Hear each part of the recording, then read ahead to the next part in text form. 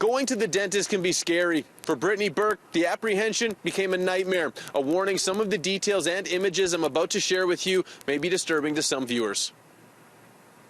Burke went to the dentist in January for 2 fillings and a cleaning. To ease her anxiety, she asked to be sedated. When she woke up, Burke discovered she was missing a tooth, which she says set in motion a very painful and traumatic series of events that began just days after leaving the dentist's office.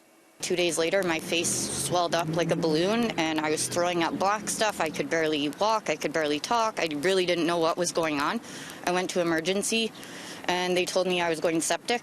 Burke says she was told by the dentist she had a dry pocket, but nothing to be concerned about. Days later, emergency room doctors told Burke she could die if she didn't get serious medical intervention. Burke had to have 3 PICC lines installed in her face to drain a massive infection that was now attacking her organs. One was on the top of my head because it was in my temple and it was leaking into my brain and whatnot. The other 2 were on the bottom to drain the infection down there.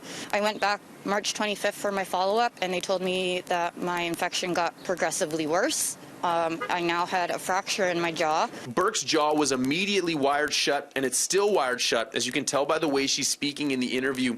Burke says her mouth will never open fully again. She has permanently lost feeling in her jaw, and the experience has left Burke scarred both emotionally and physically as a result of the numerous surgeries.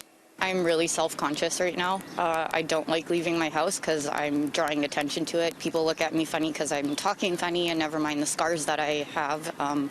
This still leaks, and I'm constantly having to go back to the hospital every week for checkups and x-rays.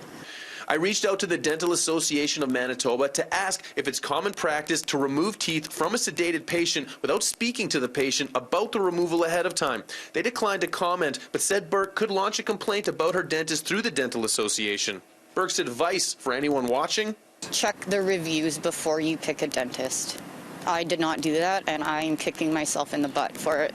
Burke has not been able to work since this whole incident began. She ultimately did have to have a piece of her jawbone removed because of the infection resulting from the pulled tooth. The mother of 3 is staying positive. She says that's all she can do. In Winnipeg, Mark Neufeld, City News.